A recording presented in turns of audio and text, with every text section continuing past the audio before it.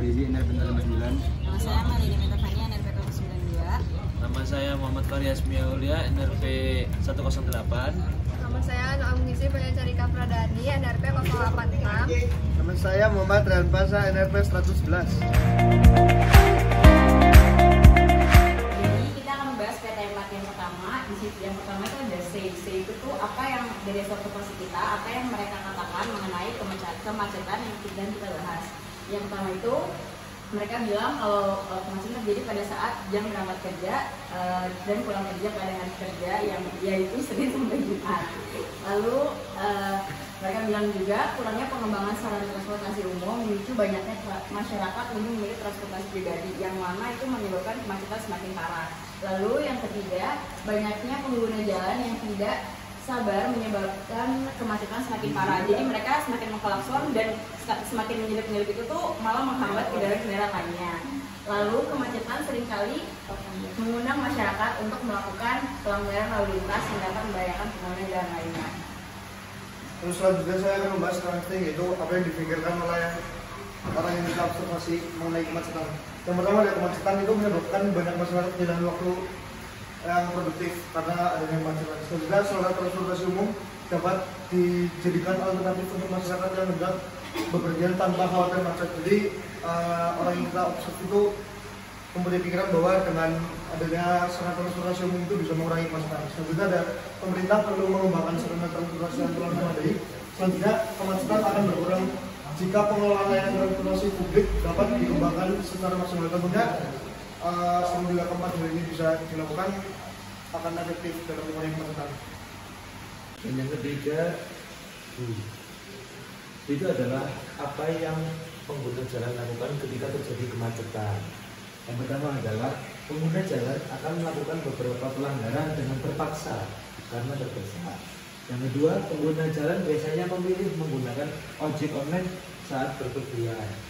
Yang ketiga, pengguna jalan akan menyalip dan memotong jalan dari lajur yang macet ke jalur yang lebih lancar. Yang terakhir adalah pengguna jalan melakukan pelanggaran seperti menerobos lampu merah, melewati batas marga jalan, dan melawan arah. Yang terakhir adalah feel. Feel ini apa yang dirasakan oleh para pengguna lalu lintas akan kemacetan yang terjadi di Surabaya ini.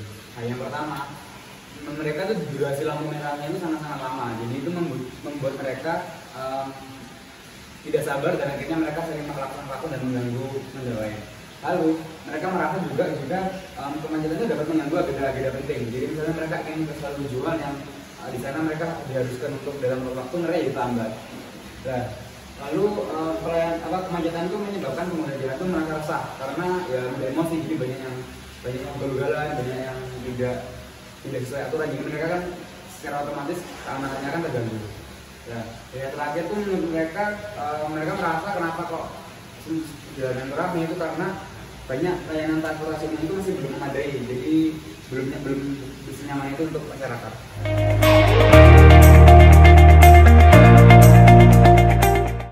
Jadi di sini kita akan membahas PTM Part 2, di mana dalam PTM Part 2 itu berisi user, need, dan insight.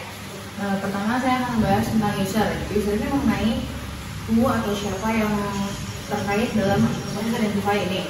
Di sini kami setelah melakukan interview kami menemukan 7 user dalam proses identify ini. Yang pertama adalah masyarakat Surabaya yang memiliki keperluan di Surabaya Timur. Lalu yang kedua adalah masyarakat Surabaya usia produktif seperti pegawai kantoran, pegawai toko dan sebagainya. Lalu yang ketiga ada masyarakat Surabaya yang tidak bekerja. Lalu masyarakat yang bertempat tinggal di Surabaya Timur. Lalu ada murid sekolah yang berlokasi di kawasan Surabaya Timur. Lalu ada masyarakat Surabaya yang hendak ke bandara, karena masyarakat yang akan ke bandara tentu akan melalui Surabaya Timur juga.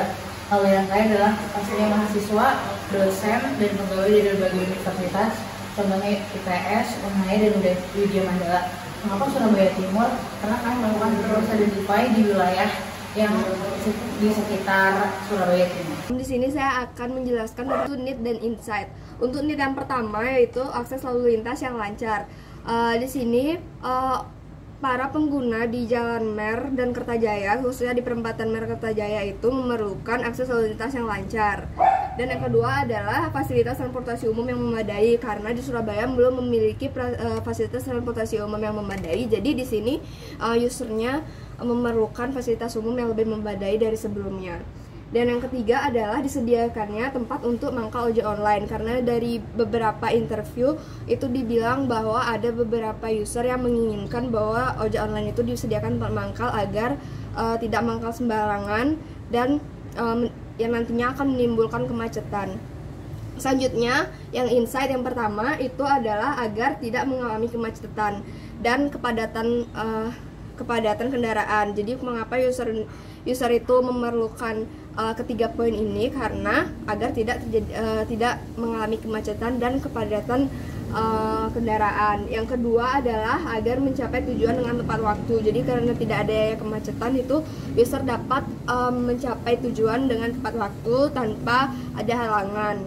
Dan yang ketiga adalah situasi lalu lintas yang aman, damai, dan kondusif. Karena sebelumnya kalau misalnya kemacetan itu pasti menimbulkan beberapa interaksi yang tidak baik di antara user dan pengguna jalan, maka diperlukan situasi lalu lintas yang kondusif, aman, dan damai. Sekian dari presentasi saya, terima kasih.